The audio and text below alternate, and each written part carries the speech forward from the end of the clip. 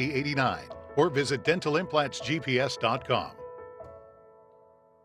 The perfect gifts. The Jewelry Exchange has diamond pendants $99, diamond clusters $249 per carat, 5-carat diamond tennis bracelets $8.99, 1-carat studs and solitaires $2.99. Great service, selection, and prices. Factory direct. The Jewelry Exchange, Tustin.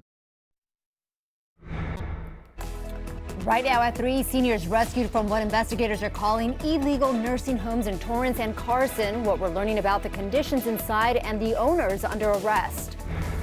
I just really wish I got to tell him I love him one more time because he was just so amazing.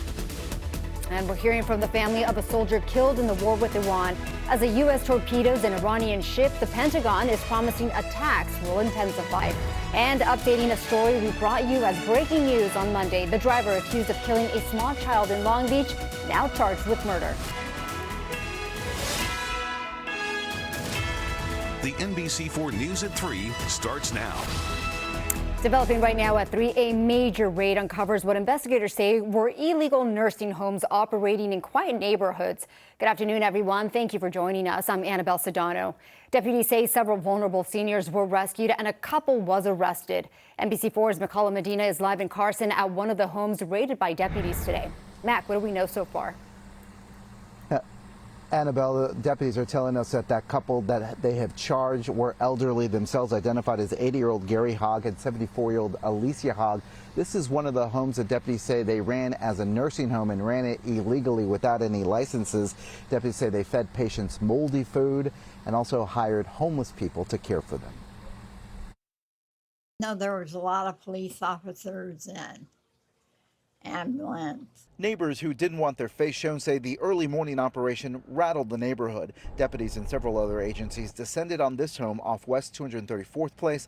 This home is well 2 miles away, and 2 other properties, serving search warrants and rescuing elderly patients from what authorities call an illegal elder care operation. Well, they're unlicensed, so hopefully we get them to stop operating. Neighbors we spoke with say they knew several elderly and developmentally disabled people were being housed here, but they say they had no idea the couple who bought the home about 15 years ago were running it illegally, according to investigators. He said, hi, do like that, and then hi. And then sometimes I said, how are you? I'm okay. Deputies say they initially responded to a call for service at the home on February 24th and discovered 3 patients in desperate conditions suffering from malnutrition. So we went back today to serve search warrants after some investigation, went back and were able to rescue a total of 10 elderly folks. Authorities say all those people were removed from the homes and placed in proper care facilities. Deputies also served a search warrant at the couple's private residence. They're now facing charges including elder abuse, physical abuse, endangerment, and financial crimes. The sister of Alicia Hogg, Victoria Polano, showed us the search warrant investigators gave her and said her sister was a social worker who worked for a care facility. She just accept renters in the house. She said that she just accepts rent and she gets the renters, although deputies say they believe Alicia Hogg, along with her husband, ran this operation at both of these facilities, or all 4 of the facilities. Meantime, we're told by deputies that the couple has been charged but not booked just yet. We're live in Carson. I'm McCullough Medina, NBC4 News. 10 people rescued. My goodness. Mac, thank you very much for that update there. And this just in, the driver accused of backing his SUV into a mother and her 2 small children and killing one of them has been charged with murder.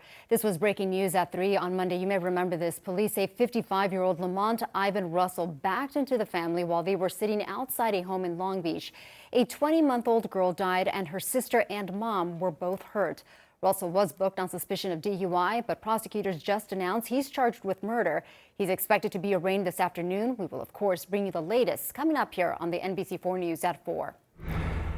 This is now day 5 of the U.S. and Israeli war against Iran. This morning, we learned the U.S. torpedoed an Iranian ship in international waters, one of the 20 vessels the U.S. military says it has struck. Meantime, NBC News just released a new poll that found a majority of registered voters, 54%, do not approve of how President Donald Trump is handling the situation, and 52% say the U.S. should not have taken military action.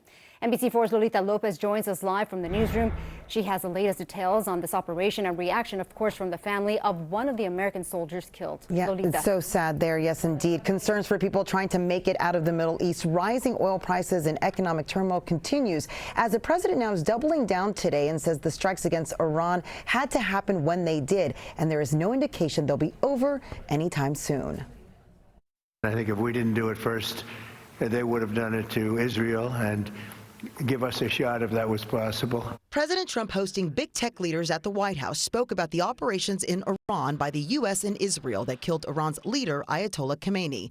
Military strikes started this weekend, uprooting diplomatic talks with Iran and happening on the heels of previous declarations that Iran did not have the capability to create nuclear weapons. If we didn't hit within 2 weeks, they would have had a nuclear weapon. This is video released by the U.S. Department of Defense of a U.S. submarine sinking an Iranian warship in the Indian Ocean. Among 20 vessels the U.S. military says it has struck.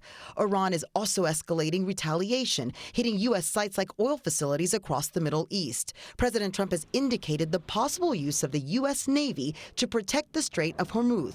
Around 20% of the world's daily oil demand typically flows through the strait. U.S. Press Secretary Caroline Leavitt. Ultimately, the energy industry is going to benefit from the president's actions with respect to Iran because Iran will no longer be controlling the Strait of Hormuz. Meanwhile, there remains a scramble to get Americans out of the region, asking people to seek assistance and register with the State Department. We've also opened up space available seats as C-17s and other airplanes come in to try to help folks get out. Top military officials also indicate operations will intensify, including possible boots on the ground. The White House is expected to meet with defense contractors to discuss weapons production amid questions about whether the U.S. has enough munitions to carry out a war that could last weeks or longer.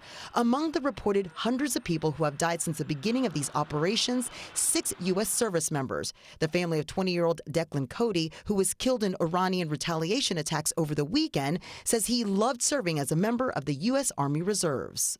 I still don't fully think it's real. I didn't think it was real when they told us. Yeah, and Iran has delayed the state funeral for Khamenei, and uncertainty grows over his successor. Meetings to discuss who will be chosen are happening at a secret location and has created fears of further instability and threats in that region. Annabelle. All right, Lolita, thank you very much for that update. And still ahead here on NBC Nightly News, Keir Simmons reports on the rush for Americans to leave the region. Well, coming up on NBC Nightly News with Tom Yamas, we speak to the Americans who are desperately trying to get home from here in the Gulf, fearful and finding that flight after flight is cancelled. We speak to one father who's trying to get home for his son's first birthday. Meanwhile, the United Arab Emirates say just today it shot down 121 killer drones and 3 missiles. That's coming up tonight. And that's next at 3:30, followed by the NBC4 News at 4.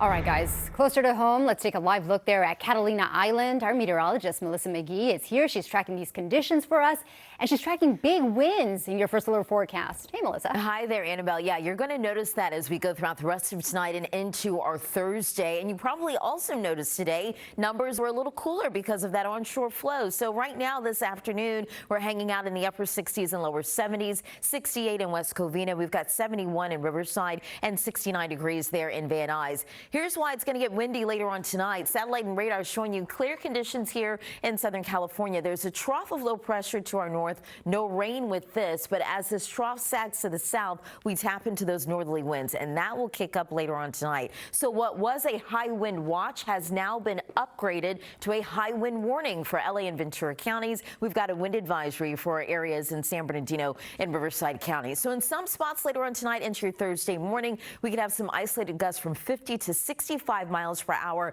Then this weekend, we're tracking some Santa Ana winds that will develop, and that's going to warm us up Saturday and Sunday. We'll talk about those details coming up with your first alert forecast. Annabelle, back over to you. Don't like the sound of winds. Thank you, Melissa. All right, a man authorities say was armed was taken into custody after barricading himself at a home in Saugus. We told you about that breaking news during the NBC4 News here at 11. The standoff began just before 9:30 this morning at a home on Pamplico Drive. Authorities say shots were fired, forcing 3 schools nearby to go on lockdown.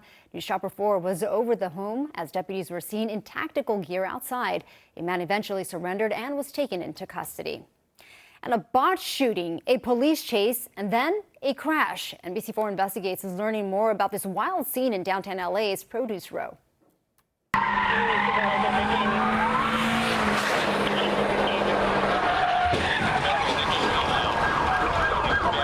You hear that crash there. A reckless driver slammed into 2 LAPD units early this morning on 7th Street.